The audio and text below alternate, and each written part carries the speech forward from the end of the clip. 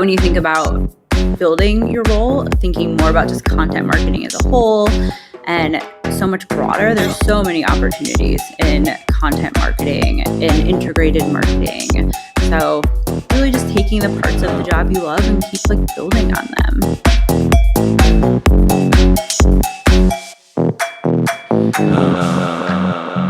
Hey guys, and welcome back to the WIM podcast. I am very excited to be back here with you guys. If you have not yet subscribed to our YouTube channel, please do so. If you have not pushed the follow button on Apple Podcasts or Spotify, would you please just take a second to do that? If you've heard us before and you've tuned in multiple times. If you're new though, welcome. And I really hope that we earn that from you by the end of this conversation. It's a really, really good one. We have a wonderful guest who I'm going to introduce in just a sec. But guys, I'm so excited. We just got written up in Business Insider this week, and we've definitely been written up in it before, but this one was we had so many cool testimonials from people who are making money from our Slack community. It's the coolest thing ever. I mean, certainly we have so many different aspects of the community, but they wanted to focus specifically on Slack. So we had all these incredible stories people shared with Business Insider about us. It was really, really flattering and humbling and exciting. So thank you to Business Insider for spotlighting us, and we'll link to that in the show notes if you do want to check it out. It is paywalled, but we did share screenshots in our Slack board. So if you're a member, just look I think it's in the wins channel, if I remember correctly, because I want to encourage everybody to share their wins as well. So this week's episode, such a good one. Oh, but I have to acknowledge tomorrow's Valentine's Day, if you're listening to this episode when it premieres. So happy Valentine's Day to you guys on all of these holidays. On any holiday, I will always be the first one to raise my hand and say, for those of you guys who don't necessarily celebrate the holiday from a traditional sense, so maybe you don't have someone in your life, or maybe you've lost someone important in your life, and holidays can just be so hard. So yes, happy Valentine's Day to those of you who have the loves of your life in your life. Hug them tighter, give them big kisses, tell them how much you love and appreciate them. But I also really just want to acknowledge those of you guys as well who it's a tough day for, and we're here for you as a community. I just was at the post office sending out a couple candles because I got my Cricut, and for any of you guys who don't know, it's like a DIY sort of vinyl cutter. So I got my Cricut and I got a few candles, and we DIY'd them with WIM hearts on them specifically for Valentine's Day, because we just ran a really fun giveaway. So I just sent those out for Valentine's Day because I just want to make sure everyone feels really special and loved regardless of your freaking situation. I think that everyone deserves that. So sending you guys, not you guys, I'm sending you specifically who are listening to this right now, a lot of love and appreciation. You're doing amazing and you deserve to be loved. And I want nothing more than all the love in your life. And I'm excited for 2024 for all of us. We're going to have everything we want this year. I think so. I really do. Because 2023 was so shitty. All right, you guys. This episode is such a good one. It is with WIM member and mentor, Nycole Hampton. So she is definitely a friend to show. She's a seasoned marketer. She's got over 20, I think nearly 20 years of experience. She's currently serving as the head of content engagement marketing at GoodRx. She's a builder, a problem solver, a strategic thought leader who has built and led social media, influencer, and content marketing practices and teams within global agencies and in-house. At her core, she's a passionate storyteller who specializes in evolving content strategies to provide value, spark engagement, and have the power to drive conversation, growth, and deeper brand affinity among customers. She also enjoys leveraging her experience to further educate and spark passion among the next generation of marketers. And like I mentioned before, she is a mentor of ours, a mentor of other organizations, and she also speaks at industry events. I'm very excited to welcome her to the show today. So without further ado, Miss Nycole Hampton. This show is sponsored by Women in Influencer Marketing, better known as WIM, the best online community for the creator economy. You will meet fellow influencer marketers, you'll meet brands, you'll meet talent agencies to talk shop, get hired, and even find a mentor. When you become a member, do not forget to check out all of our incredible resources. For example, we have dozens of masterclasses from the top voices at TikTok, at YouTube, award-winning agencies, and women who are paving the way for us all. So if you want the chance to network with a who's who in influencer marketing, check out what it takes to become a member.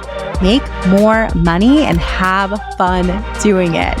Visit iamwim.com/join. That's iamwim.com/join today. And I so look forward to seeing you more around the community. So first and foremost, I'm just excited to have you here with us and have more of our members get to know you, more of our community get to know you. So many of them already do. Maybe we can have them all get to know a different side of you today. So I'm just excited to have you and welcome. Yeah, thanks so much for having me. I know we've been talking about this for a while, so excited to finally jump on. Thank you for taking me up on it. I appreciate it. We have a lot of really interesting topics that I'm hoping that we can all touch on today. And I just want to go there on some of those topics. And I feel like you are definitely one of the people who you'll just go there. So let's do it today. So I think maybe an interesting place to start is in WIM in the past few months in particular, we've talked a lot about the future of creators in a brand's broader content marketing strategy. And so we heard a little bit about you in the intro and that you're with this amazing company, GoodRx. And so I'm curious, how is GoodRx using influencers? And what do you think that looks like more broadly for other brands? Yeah, absolutely. I think that, first and foremost, I think a lot of people see creators as this use for a campaign or for a launch, and it's this very specific kind of one-time or even long-term partnerships. It's very specific, and you're not thinking more broadly, how can you utilize this, on your social channels and, other places. So for us, one of the first things that I did when I got here about 2 years ago was really kind of take a look at what was happening on social and rebuild the foundation for how we wanted to tell stories, how we wanted to talk to our customers, our business partners, and what that meant and how we needed to show up. So when we kind of thought about what could that content look like, creator was a huge part of that because there's a lot of things that creators could do for us and a lot of different ways that we can kind of utilize them to tell those stories. So they're a big part in our overall social strategy, as well as other things like highly produced content. And then we also work with a creative agency to do fun things like infographics and animations. But we have kind of a 3-prong creator program. We have one side that's really, we kind of call it the consumer program. And that's where they're really just telling their stories about the brand, their user stories. What was your experience using GoodRx? How has this potentially helped you? Just very authentic, very real. It's been amazing to work with the people. Definitely poses challenges when you're trying to work with people that have only used your product, but it's great when you find those stories and great when you find those people. So that's one lane. We have this entirely different lane where we work with healthcare providers and they're sharing educational, content and information. It's COVID and flu season and people want to understand, do I have COVID? Do I have the flu? And it's really just quick, snackable education. It's health talk type of stuff, but very good. So that's a whole other program we have. And that allows us to kind of show up in that educational way and not have to have someone internally do it. We have these great partners that we're able to work with, and then we're able to reutilize their content as a core of our strategy. And then third, we also work with healthcare provider creators who are doing, they're talking about products, how GoodRx kind of helps them in their day-to-day, their work, their patients. So it's also kind of a healthcare provider user story in a way, a little bit different from, kind of the consumer user stories. But each of those is so unique and so different. We're then able to kind of utilize them throughout other parts of the business. So in paid social, we're able to use them in mobile ads on landing pages and websites. So all of the stuff we do is really with the thought in mind of how many ways can we potentially utilize this? If it's laddering into a campaign, let's make sure that it's showing up in different places, because we truly want to make sure that our customers are seeing content throughout their journey and getting value. And that comes in different ways. So that's a very long-winded answer, but really that's how we're thinking about and utilizing influencers. And it's so much bigger because it's a core to many strategies. So I think brands as a whole, like that's really what you have to think about. Like, don't just go off into like the influencer corner and build this amazing and incredible program that kind of happens in a silo. And it happens so often. Did awesome, amazing work, but you don't even see it reshared on the brand social, or it doesn't ever get paid support. So it just really kind of depended on like the creator. It doesn't end up in like an email or whatever. So really kind of get in there early, have those conversations, like make sure the team is a part of the planning. So you can think about, if you've got a cool email blast going out, do you want a quote from a creator? Do you want a user story to put in there? It's just about brainstorming and being in there early so that you can really kind of support other initiatives and show up in a much bigger way. No, I love that. I mean, and also like based on the brand that you're working with in-house, GoodRx, like I can imagine that the marketing can be that much more impactful when it's telling real life stories. It's like every brand, I guess, isn't created equal, but like if you're in the same boat, there's a brand where it's like GoodRx, where it's like there are some really impactful stories that can be told. Like you might as well rally the troops and be like, how many different ways can we share these stories? But I also like, I've never worked in-house at a brand. And so like, I'm sure you're going to enlighten me, but I can imagine that there are some people who maybe they work in-house at a brand and like maybe the teams are just very siloed from each other. And maybe like they came in with the intentions of like, they hear this podcast, they hear what you've achieved and they're like, this doesn't seem possible though. Like where I am, there's like major disconnects. Like what advice would you give them in order to maybe like reverse course and like make that all possible? Yeah, honestly, I think it's about kind of chipping away, like one step at a time. I don't think that you kind of just say, hey, here's what we want to do. Like everyone change all of their plans. You know, it might be something as small as, if the influencer and social team aren't connected, like start building a relationship, understand like what is their strategy for the year? How can you partner to make sure that they're utilizing the content and it's at its core to one of their strategies and pillars that they have?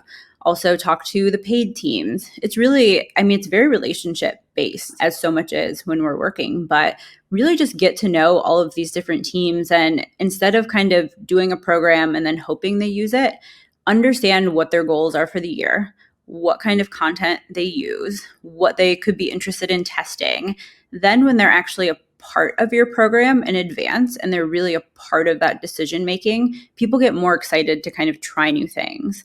I think the hardest part is when, like I said, like you're creating this great and amazing program that did well, you had the best creators, the best content, but maybe it wasn't what the social team wanted to feature over the next like quarter or two.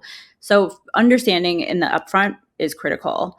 Also, I always tell people that if you are in a silo on your team, figure out how to get one of your team members, your team lead, into all of the core meetings where they're talking about campaigns, where they're doing kickoffs. You've got to be in so early, because then you can raise your hand and say, creators could totally do this. Like, we'd love to test this, or we're actually doing this. That helps people start to understand the capabilities of the work that you do. And then they kind of grab on more. They're more interested to see, okay, like, how can we potentially test this or work with you for things in the future? It's definitely a process, like 1,000%, but it's all about relationships and just continuing to like etch away and kind of get in the right rooms and the right meetings. Yeah. And like, that's good advice, because I can imagine that like some people who just like maybe haven't implemented creators into what their work that they're doing, like they just don't get it. And you only know what you know, you know? And so like being able to prove that out to them, we're always talking about like proving things out externally, but sometimes you got to prove it internally too. It can be a challenge when you're like, shouldn't you get this? Shouldn't you understand it? You know, you work in marketing, but like not everybody has the familiarity of creators or understands like the power that they can. Or maybe there was somebody in your role previously who wasn't doing a great job working with creators. Right. And so maybe like now you are the right person for the job, and maybe they can let down their Mhm. defenses a little bit because they were critical of the person before you. I don't know. I'm just Yeah, making stuff totally. up. But yeah, I think I like that idea of like Mhm. chipping away at it. Like it takes time. It's not something that's necessarily going to happen overnight. So don't get discouraged when it doesn't Yeah. happen overnight. And so I'm curious, like, how do you like, so we're talking about planning, a lot of planning and a lot of stuff in advance, which like, oh my gosh, I've learned, I feel like last year for me was like a really eye-opening year of like how much more you can do when you just plan more and you do more and more in advance. So talk us like through how do you build a campaign or build out your Yeah. year when you want to achieve a lot with your content? You come in with like lofty goals. Like, how do you plan for Yeah. that? So for us, I really, and more broadly beyond us as well, I've done this at agencies for clients. I think you really have to think of your calendar as layers. And I always used to call it a layered approach. But think first and foremost, like, what are the campaigns that the company is focusing on for the year? For us, it's conditions based. So we're focusing on things like women's health and different conditions. So that's kind of your core. Everyone in the company, all initiatives are going to be laddering into that. Next are other company priorities. Are there product launches? Are there new products that are refreshes? Different things that are happening. Like, what are those kind of company priorities at that next level? Those are things you tend to kind of know at the beginning of the year. Everyone's planning around them because they're big, they're important. They might shift a little bit, but you can always keep those top of mind and kind of save money for them as well in your creator budgets. Then I always think about, what are you going to do from an evergreen perspective? Not everything creator has to be a campaign or a moment. So how can you do things for evergreen? That's where like our user story series comes in. We're just kind of telling stories throughout the year. Sometimes they'll ladder into campaigns, but sometimes they're just really important topics that we know that are going to resonate with people, or they're conditions that people are just talking a lot about in the moment. So we want to make sure that we're getting out there to support, and so that everyone knows that they can also be utilizing the brand. Education, like I talked about earlier, that we can obviously talk about all year round. Very similarly, we just kind of look to see, like, are there trending topics? So that's when you're also partnering with social, doing social listening, see like, what do people want to learn about right now? What's in the news? Is it coronavirus? Is it the cold? Like, what are people talking about, and how can we educate and provide value to kind of help them out? So really kind of looking at your calendar from that perspective. So you have these two layers that are a little bit less flexible because they're full company, everyone's supporting them. And then you have this nice layer that's really flexible that you can really kind of also have some fun with, test and learn some new things, try some new partnerships. This might be where you add in some folks for a longer term if they're really great partners. But really giving yourself kind of that layer of planning, I think, has always been helpful. And I've seen it work with a lot of different types of clients and industries too. Yeah. And like, just, I appreciate the idea of like testing and learning, experimentation, like figuring out what works for Mhm. you. Cause like, I don't know about you, but like one of the things I can't stand is whether it's like a podcast, a conference or whatever, where people just like sit up and on a stage or have a platform and basically like, this is the way to Oh do yeah. the thing. And it's like, there's Yeah. so many variables to that. Like, I mean, I can rattle off a million like so quickly. So like, there's just so many variables to that. So I appreciate like, going into it humbly saying like, we're going to make an educated Yeah. guess here. But like ultimately we need to figure it out together and see what works. There's too many variables to properly like make a prediction for it. And so another thing I'd love to dig into a little bit is like, this is something that I've heard a lot about in WIM in particular, probably a lot from our talent managers. And what they'll tell me is that it's usually for slightly larger campaigns, like Mhm. multiple rounds, where they're negotiating with the agency or the brand direct. And they're negotiating a lot around usage, right?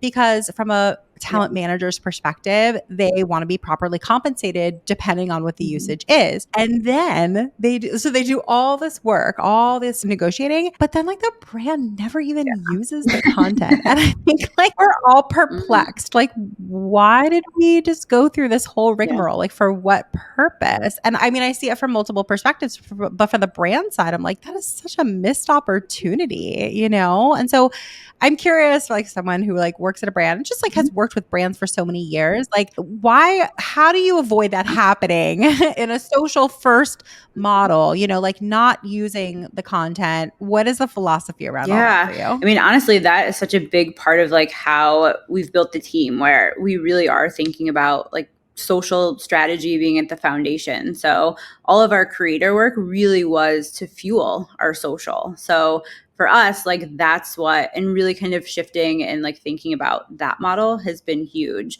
I know a lot of people though, it's definitely not similar, and they might have the influencer team here, the social team here. They might meet once a week or something. It's not like super collaborative. So that's going back to the whole situation of meet with people early. What are their plans? What do they need? What are they interested in? You've got to understand that and not just kind of hope to get, or, you know, kind of secure the usage and then hope that they might use it. It's really understanding what can we like have you actually test and like build that relationship to kind of get what they want. Because some paid teams, they might want a very specific, like it has to be super short, or we need to make sure that like this is not in there, or for legal reasons, like make sure it doesn't look like this, or whatever the case may be. Different teams have different like rules and restrictions. So just talking to people is going to help you get them to actually use it versus hoping for the best after. But I agree. I think it's one of the saddest things, honestly, in my perspective, because someone that works in like the social creator content, I'm like, I see all of these amazing influencer programs out there, and then I'll literally go to the brand social page because I'm just curious. I'm like, okay, are you guys using this? And I'll see that they're not using anything, and you know, influencers are just kind of in the tagged section. So I definitely think it's such a miss. You have incredible people who are out there telling stories. You know, maybe some of the content fell flat or you didn't love it as much as you had hoped. So maybe you're not going to use everything, but I'm pretty sure that if you've got a great team, you're going to be getting a lot of really cool stuff that you can be repurposing potentially throughout the year. Yeah. And like, here's another idea too. Like, maybe the content didn't perform so well on the influencers page, but like maybe it would actually perform a little better on yours. Like there's actually like a period of time where I saw a lot of influencers like who were approaching creating content in like a kind of a unique way. Like some brands are just like incredibly prescriptive in their briefs and, you know, what have you about like what they want. And they would approach it as follows. Like they would follow the brief to a T and they'd create that content that the brand is looking for. And then they're like, but I'm going to create like a slightly different, more casual, like whatever it is, but like a slightly different vibe that they just thought would perform better on their page. And like they send both with a sort of like, not a disclaimer, but like, you know, an FYI, like I would highly recommend considering maybe this for my feed and maybe this for your feed since you have additional usage, but not enough people do that. I've heard that like very rarely. And of course, like theoretically, it's probably a little bit more work, right? But it's also showing a lot of expertise in your content, and it's showing just a lot more like higher level thinking about it all, while also taking into consideration those usage rights and like the brand in general, taking them into consideration. So I can imagine if I were a brand and received something like that, I'd be really impressed. Like, has anyone ever approached that with you in such a way, or have you ever experienced that, anything You like know, that I personally? haven't gotten multiple pieces of content, but what I will say is something that's required on my team is to always start your negotiation with a phone call. So you're also talking about like what the campaign is. Like here's kind of some ideas on like how we thought you might be interested in kind of thinking about this or talking about it. And we almost make it like this like very mini brainstorm just to really get a feel for like how does this like work for them, or how does it work into their channel and their audience. Another thing we do that I do think is important, it takes an extra step, but we always get concept, because I think from there you're able to kind of understand like here's how they're thinking about the brief. And our briefs are very, I always say they're like guardrails. They're not prescriptive in the sense that like make sure you do X, Y, and Z. We definitely love to be collaborative. We're all about brainstorming if people ever want to like think through stuff with us. But I think requiring a concept is so important because you're going to cut down on any reshoots and edits. We basically never have them, because you can understand like here's what we're going to get in the end. And that's also where the creator can really kind of say like here's what I think is going to work for my audience based on what you're hoping for. So I think that's a really important way to kind of help that creator kind of have that like strategic mindset and like share that and pull that forward. Yeah, absolutely. And like I've seen it where influencers will get like overwhelmed maybe with the amount of volume of like projects that they're doing. Like maybe it's the holiday season. There's just a lot going on in life. And so sometimes like it's not so well received. They're like, oh, they want to hop on a call. Like, can't you just dump it in an email? But like, I agree with you. I've seen that if you just put a little bit more like work in the upfront and a little bit better communication in the upfront, it will actually save you so much time down the road where you will be complaining so much more if you have to reshoot the freaking content in the first place, or you have to just like, it mitigates that in such a nice way. And it's like you said, like short and sweet call. We're not talking about like an hour on the phone here. That's also like, I don't know. I love when I see people who are like really leaning into just building better relationships and like more meaningful relationships. I think that like the next step that I hope everybody gets to in the creator economy is just like so much less transactional campaigns. Like we have to like raise the bar, be more sophisticated about this, and like stop pretending like we're all robots or something. I agree. Like it's just not fulfilling for anybody. Okay, so for all of this, right, all this work, all these campaigns that we're talking about, to like be successful, we all want them to succeed, have it to be a cohesive experience where everybody's communicating. Where should the influencer marketing team sit in an organization? I'm curious about that. Again, I want to just learn like the ins and outs of like your side of things because I've never said on that. No, I love that question. And especially having also worked like 6 or 7 years in agencies, I've seen brands do it so many different ways and have kind of seen like how it's affected the team and like what they can and can't do. So for us and how I used to build agency teams, I actually build a kind of hybrid social creator community teams. If you really think about it, all of those things are so intertwined.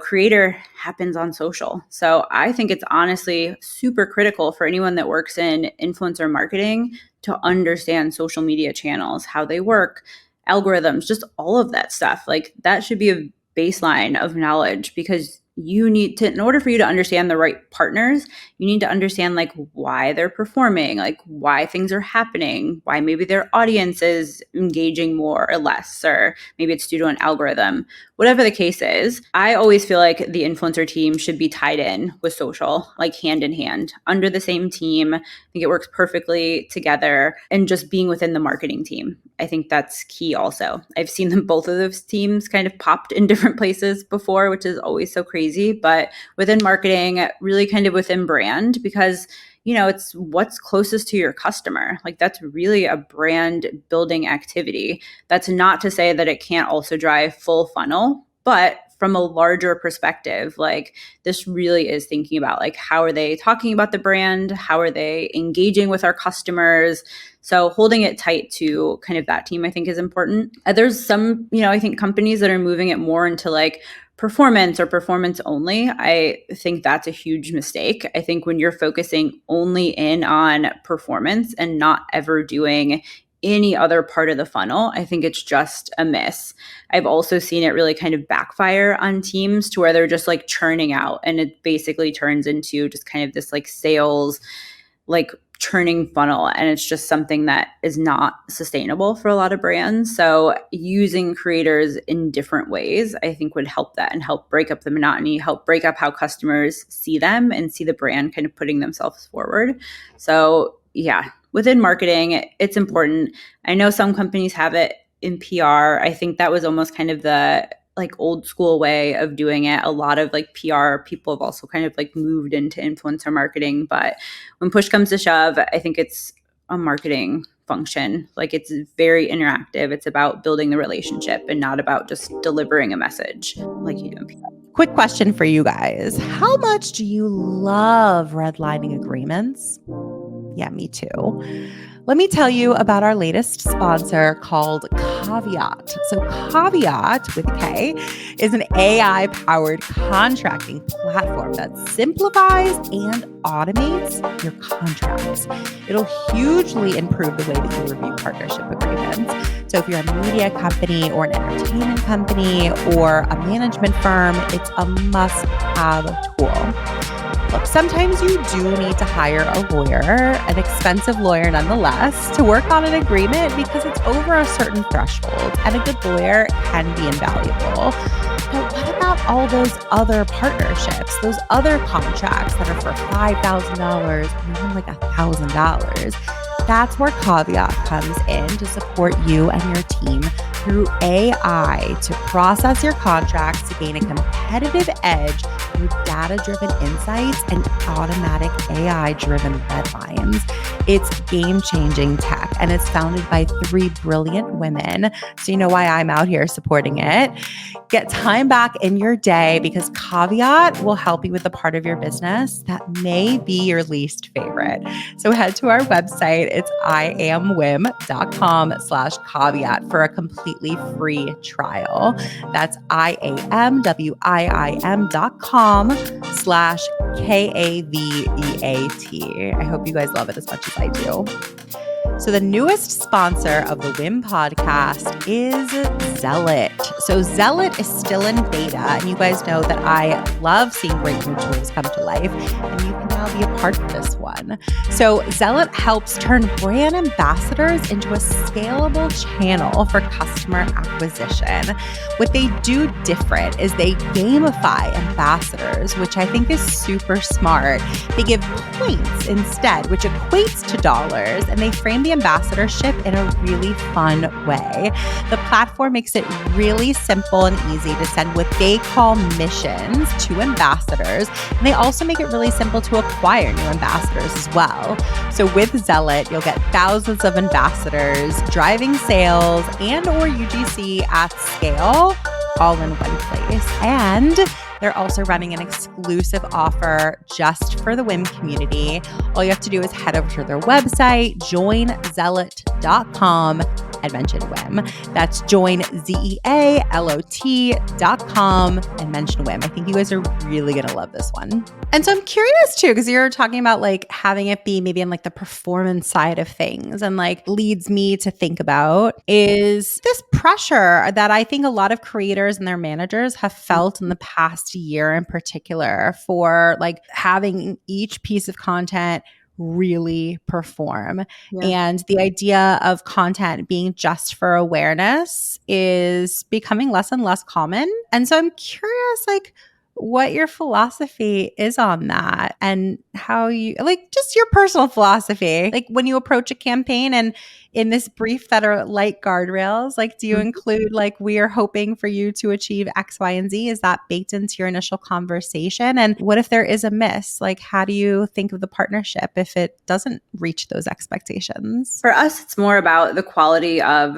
the content and the story, since they're typically like storytelling or sharing education. So it's much more about like the quality of the content. We do, of course, want it to get in front of a lot of people. Like the reach is critical. We always have, kind of some kind of like link click that people can go to. So that's always important. But that's where it really comes back to the place of this also can be used in other channels, which can also push more of the lower funnel kind of activity because creator work does do so well on paid and whitelisting. So that's where you can kind of like partner, and you really, with like one piece of content, you can hit the full funnel. But it's just kind of thinking about, do you want to put all of that pressure on the creator themselves to do all the work? Or are there other ways that you can kind of build out that specific piece of content even to make it do more? I do think it's really difficult where, creators have these very specific goals, things they have to achieve. But I do think that's nice where you kind of add into contracts, like having maybe specific, plus ups or things that they can kind of earn if you're really kind of focusing on their performance. Because like regular life, if you hit your performance goals at work, maybe you're going to get a bonus. So I really appreciate that philosophy. I was like talking to a few people about something similar just the other day, and it might get you to the same exact place. Like this, you might get the same result from it, but it's a different approach, which is like one approach is like, if you don't hit this milestone, we're not working with you again. Like it's like a very like, I don't know, like it's just putting them down. Like it's certainly not incentivized. I don't know who that would incentivize. No one probably, right? And then, alternatively, it's like, if you reach the milestone, there's going to be an added bonus there, whether it's like monetary or like whatever it is. And like, that's going to incentivize someone way more and just not be so like fear led or fear based. And so I love that idea. Do you see brands doing that though? Like, I think it's a great idea. I don't know. I don't see a ton of people doing it. I hope they adopt it. But do you see that ever in your world? I feel like I've heard people talking about it for sure. It's not something that we do just because it's not something that would necessarily directly connected to like our brand. There's not necessarily a way for us to measure that. Like we can't do affiliate, but I think that's where like affiliate comes in and is huge. But I think when you also think about affiliate marketing, are you also paying the creators or are you just giving them affiliate dollars? I think that's also like an important discussion. And a lot of people making sure you're also paying for their time and the content. And then on top of it, you can obviously pay for, you know, kind of how it's doing through affiliate. But I think it's something that people will start to do more because I'm hearing more and more of the conversations happen. But, you know, I think in general, like people, there's still all of these huge question marks around anything and everything that has to do about how do you pay people, how budgets, how much is someone worth? I just think it's still such a wide open with people having so many different perspectives and understandings of how budgets work in all of the different areas. Totally. And so like maybe in that same lane, I'm curious, like from your perspective, what are some of the other challenges that are facing brands and the agencies that are representing them, like currently in the state of influencer marketing that we're in? What are you seeing in your world? Yeah. Something you said earlier, I think kind of like rang true to what I'm going to say, but this whole like one size fits all solution and people trying to sell like very specific things is kind of the success or what's going to happen. I see on LinkedIn all the time where people are like, we do micro influencer programs all the time and they're the best and they work for all of our clients. And, you know, it's just these grand sweeping one size fits all solutions. And I think that's a big kind of challenge for brands because I think that they're then trying them. Things aren't working the way that people are promising. And then they're losing some faith in like how influencer marketing can and should work for them. So it's really the challenge is like cutting through the noise. Like, how do you find the right people to do your work? Like, are you hiring in-house and building kind of an in-house team? If so, you need to have someone experienced. If you're going to give that person, I don't know, $3 million, whatever, you need to have someone who you can trust to go spend $3 million and deliver something that's going to look good, which means they need to have more experience, probably be more senior. Maybe they need a team to kind of execute all of this, obviously. But I feel like a lot of companies are still kind of hiring like very entry level people, giving them huge budgets and then expecting these amazing results. And it's like, wow, it's really not fair on the people that are kind of young, learning, growing in the industry. But also it's just not, you can't expect them just because they're young and closer to influencer marketing, which is what I think people think of, similar to social, you know, when social wasn't taken as seriously and it was a lot of like, you know, younger people, or they always used to joke, it was like the CEO's granddaughter could do it. I think people are seeing, you know, kind of influencer in the same way. Yeah, totally. The age thing is an interesting conversation. And it like just some people still have the same philosophy that you just shared, which is like, if you're younger, you just get it because you're always on social media. And like, I can debunk that, you know, in so many different instances. But conversely, like exactly what you're saying, like not all of those folks like have the experience that's necessary. And it's almost like setting them up for failure. But I always get a little worried to talk about age like that because I mean, of lots of reasons, but also like, do you ever personally like wonder about like sort of aging out of such a young industry? Yeah, I mean, that's a great question. And I've definitely seen that topic all over. So for me personally, for my career, you know, I think this is a huge reason why I've always pulled a lot of different things into my job. Like I've never just been the influencer person or the social person or in just kind of one lane of work. So as I grow my career, I'm always building in bigger and broader things, you know, like content production, you know, the fuller like customer service angle of things, and just really thinking about how can you develop your career that way. And I think that's another important thing when you think about as an influencer team, like making sure you're working with other teams, because that's where you also can identify new opportunities. Are you building integrated programs? What does that look like? So for me, I do think that there's obviously a cap on some of these kind of roles because there's only going to be like a head of a department or something. When I was in agencies, I built influencer, social, digital departments. So obviously there's kind of a lead of that. And then that's kind of the top of that. But when you think about building your role, thinking more about just content marketing as a whole and so much broader, there's so many opportunities in content marketing, in integrated marketing. So really just taking the parts of the job you love and keep like building on them. And so I'd also like to ask you some like follow-up question to that. As somebody who is more senior in your career, I feel like when you're just getting into any career, but certainly influencer marketing, like there are like clear things to chase, right? As you progress through your career, like the first time you make six figures or the first time you get a director title, stuff like that.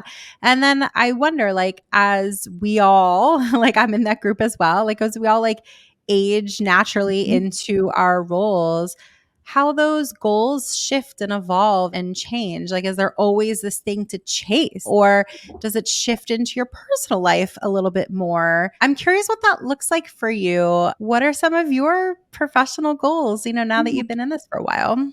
Yeah, great question. So for me, I have always been like, ever since I was really young, have always wanted to be like in the C-suite, like running some like major company. I used to always be very worried about like, I need to be in the top 40 under 40, which mind you has now passed. But I realized, I think, 10 years ago, like that stuff doesn't matter from like a getting recognized perspective and being in a list. But to me, still, kind of leadership roles are so important. And it's not just about being in charge. I genuinely love leading teams, seeing people grow, building things for companies, seeing it evolve, challenging people to think differently and grow their own careers on my team or grow the company in a new way because we were just challenged to do something a little different.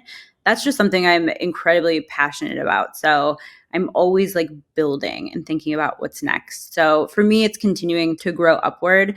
I think as I get older, I'm less concerned about like how fast that happens. Like it's not a race because I also want to spend more time on like the personal life stuff. I want to take a step back to, do more like volunteering or, I've considered like looking into like teaching. I think that would be amazing. It leans into how much I love teaching and challenging people. So, I think that there's so many ways to look at career and nothing is right or wrong. And I think that sometimes people, look at women and have like expectations and it's so hard. Like we have to want this or we can't want this is probably something that we hear more. Like we can't show up in these rooms or we can't sit at these tables. And I think that obviously we're proving that that's not correct. Like we can be everywhere. So yeah. Does that always come naturally to you? Like sort of like saying like, I belong in this room, I belong at this table, I'm going to sit down? Or is that something that you've sort of had to like build that muscle over time? I think that I've always had like that level of confidence, even from a young age. But what I will say is that even knowing I belong in the rooms and like being in the rooms and then like still being able to kind of be ready or be prepared, especially when I was younger, and like make sure that you're like living up to what other people in that same room like want from you.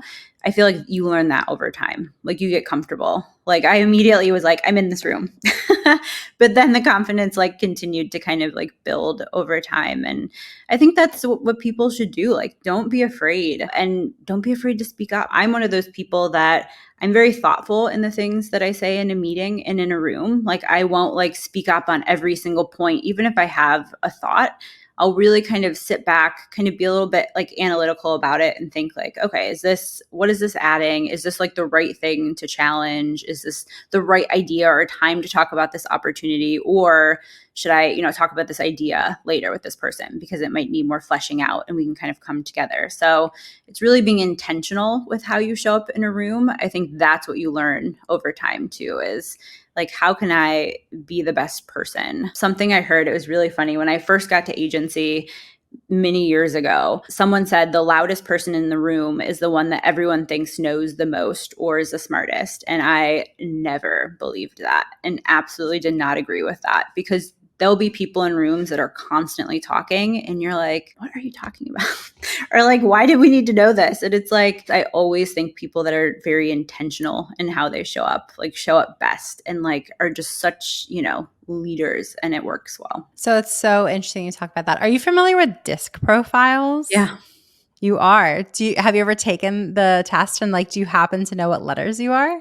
I have taken it. It was a couple years ago though. I'm trying to remember like what they were. I don't remember the letters. I do remember I was like not shocked at all because it was like a very like strong personality, like leadership one. So that's probably a D. I would assume that you're a D. And then with like the analysis part, you're like, I sit back and analyze either a C or an S. Like S is like the stable one, and C is like conscientious and like analytical. One of those. I would be so curious which one you are. But like talking about, being in a room and on teams where naturally people fall into different roles, right? And so perhaps you have the one who's like the leader, the one who is like in the room at the meeting and maybe like the most boisterous. But if you like really truly learn about people and their personalities and how they show up and what they need to feel fulfilled, special, loved, whatever it is, appreciated, it's fascinating because some of the things that might have felt so obvious, like you said, this person that is like, most people think that like the person that's the loudest is just the one that's the most knowledgeable. But once you like really learn about that stuff, like especially with like disc profiling, for example, like you really learn that like it just tosses it on its head. Like it's not quite what you think it is, Yeah. It's always interesting to kind of take some of those tests and learn more about yourself too. And it's fun when you do it with colleagues. So then you can kind of say like, okay, like that makes sense. Like you learn something more about the people you work with. Yeah. I always recommend this. Totally. It's just like it unlocks how you interact with people that we're with, all day, every day. It's like really fascinating. So yeah, I just appreciate the heck out of that so much. So I guess similarly, you talked about a few things that you've learned certainly like throughout your career. I think I'm curious, like some people are like, no regrets, would never do anything differently. And perhaps that's your answer. But like, I'm curious, like throughout your career, beyond what you've learned, would you do anything different? Yeah, I mean, great question. I think that I probably would have worked at like larger brands much earlier. And the funny reason why is equity. I think so many people were smart in like getting in brands earlier because those people are like set up much farther in advance for life than I am. And I think a lot of people actually don't know like if you go to like some big brands or tech brands, like that might be part of your package. That's not happening, obviously, at agencies or at nonprofit and things of that nature. So from a financial perspective, I think that would have been a nice thing to jump into earlier in my career. But honestly, like one of the things I was telling someone when I was younger, I used to always have this like thing that I said to myself. I was like, I don't want to be 40 someday and regret that I didn't try all of these different things, which is hilarious because now I'm over 40. I'm 41. So I look back and I'm like, you know what? Like I do appreciate that I had that feeling because I worked in a lot of different industries, which really made me incredibly flexible. I think about like how to talk to consumers in such different ways, like how to reach them instead of like agency where a lot of times you might get stuck in like very specific, you might be in, beauty your entire like agency life or CPG or whatever. So you're thinking in a bit more specific way. So I don't know. I definitely value that I did all the things and made some mistakes and then tried new things. I think that just makes you like stronger and better. So yeah. But I appreciate the one thing that you say you might have done different a little, right? And I don't think enough people talk about that. I will say what's interesting, like I have worked at 0 companies that have offered me equity, but I got a job offer at one company that did offer me equity, and it wasn't a brand, it was an agency actually. But it wasn't like it wasn't one of the old school traditional agencies, right? Yeah. So maybe that's like a more modern approach that Yeah. some agencies are taking, but it's certainly more common Yeah. with like in-house working at a brand. And I appreciate the heck out of you bringing that up because I love talking about money and I don't think women talk enough about it. Yeah. And I think that like saving for retirement and hopefully retiring earlier than later, or at least having the choice, right? It's like one thing to have to retire later. It's another thing to make the choice to retire later because you just are loving what you're doing. You're feeling good and that's your choice. I posted something in Slack today. We'll see how people respond to it about like stocks to invest in, like Yeah. let's share information. I'm like, no way, shape, or form is this financial advice, Yeah. like this is the money channel in Slack, like Yeah. hard stop.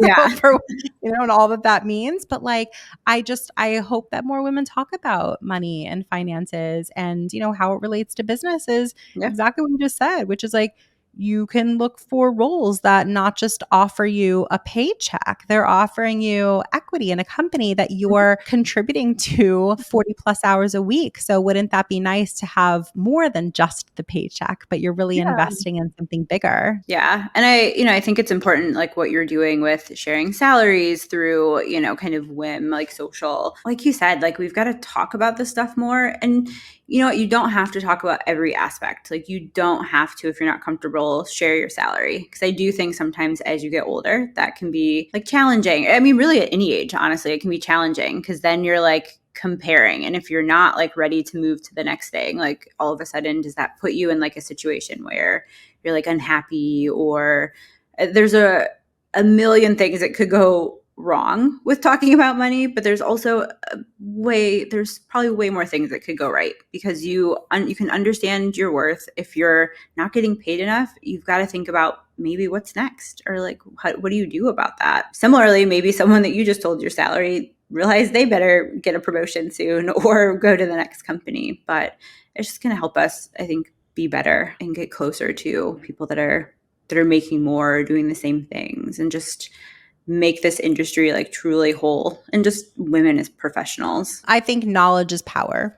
Yeah. You don't have to do anything with it, but to Yeah. know and just to know what's out there and to know what other people are making. And, it's even beyond the salary itself, right? It's like, are you Yeah. getting equity? Oh my God, I didn't even know that was a thing. I am sure that many, many people who are listening to this conversation didn't even know that that was a possibility until you just said it. So for that reason alone, it's proof. I just think that like the more like just knowledge is power. I'm curious too. So we talked a little about like the challenges earlier that brands are facing. What are you hearing recently about like maybe challenges that creators are facing? I think that you're privy to like so many creators that you're working with. Where do you think they struggle these days? Yeah. I mean, it goes a little bit back to the money part. I think a lot of creators don't necessarily know, like, how do I properly value myself? Like, there's no formula that's like, plug in your views and plug in your, engagement and like, here's how valuable you are to a brand. So it's like, how do you actually determine your value and what you bring to a program and what you're going to deliver? And I think it's still just such a huge challenge. I think there's a lot of like competition. And I think that's like a big thing that people are like, kind of challenged with and kind of like working around and figuring it out is, let's say you've been a creator for a really long time and you're used to like the consistent brand deals. You're used to just like being consistent. Your community loves you. It's great.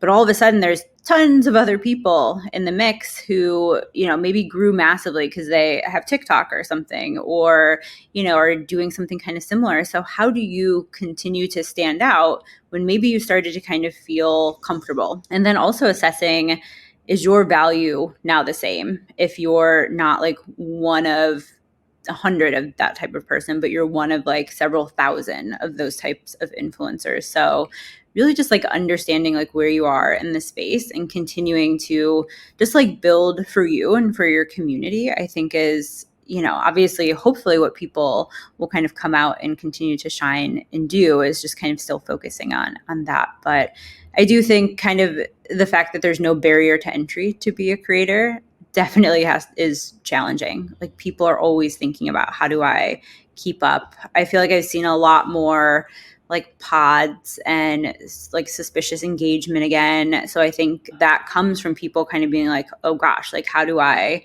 like either keep up or how do I make sure I like stay like where I've always been? So ultimately, like just be you. And I think that, while engagement, views, all of that stuff matters, like quality of story and content, like maybe you move away from just being able to offer like a piece of content that's going to do well. Maybe you can do more. Maybe you're building more for this brand. Like maybe you're creating more content or building a broader like partnership, like just an evolving understanding of your value and how you can even do more. Like challenge yourself to what's the next level of your business as a creator. And that's like the perfect place to end this conversation because we started talking about challenging ourselves and the creators that we work with, the brand as a whole, but challenging ourselves, especially like creators. I just think that we all like all of us, not just creators, certainly not just creators, but like marketers too. Like I hope for all of us that we challenge ourselves. It'll just uplift the industry in general and like not rest on our laurels. I think that like we were the golden goose for the longest time where it's like the shiny new thing and like we're having all this success and people are moving away from traditional advertising and television and stuff like that. But then you get to a point where like, but what's next? Like, but then what's next? You can't like rest on that. And I just think that,